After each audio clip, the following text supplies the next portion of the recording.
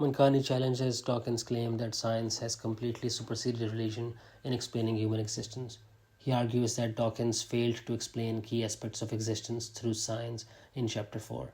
He points out that Dawkins couldn't explain how life began on Earth, resorting instead to probabilities and what Dawkins himself called the magic of large numbers. Dawkins suggests that even if the chances of life originating spontaneously were 1 in a billion, there would still be life on a billion planets, given the estimated billion planets in the universe.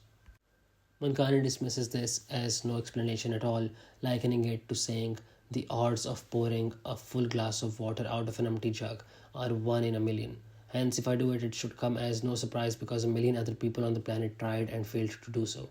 He notes that Dawkins uses similar reasoning to explain how Earth ended up in the habitable Goldilocks zone and the origin of the eukaryotic cell and consciousness.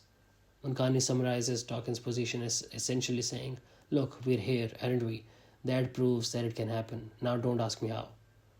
Mankani concludes by questioning how science can claim to explain our existence when it cannot explain the origin of matter from nothing, the origin of life from inorganic matter, the origin of the eukaryotic cell, or the origin of consciousness. Mankani envisions what a society of moral consequentialist atheists would look like, according to Dawkins' worldview. First, it would be entirely pro-choice, with routine abortions whenever pregnancy is inconvenient.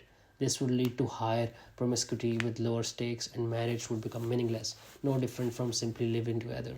Second, behaviors like homosexuality, pedophilia, and bestiality would have no moral grounds for prohibition as long as they don't cause suffering in a narrow sense. Children would be actively sexualized in primary schools through drag shows and explicit materials in libraries, which Mankani notes is already happening in the US, UK, and Canada. Other currently reprehensible behaviors would be normalized.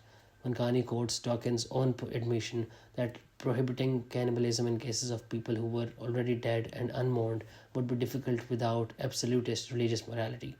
Finally, physician-assisted suicide would become commonplace as the highest goal would be minimizing suffering.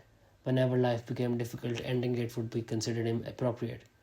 Mankani predicts teenagers would regularly choose suicide due to the difficulties of adolescence, as would people experiencing heartbreak or the death of loved ones. Mankani concludes that such a society would be fundamentally unsustainable due to high death rates and low reproduction. The normalization of non reproductive sexual behaviors would mean fewer conceptions, many pregnancies would end up in abortion, and many who are born wouldn't survive adolescence.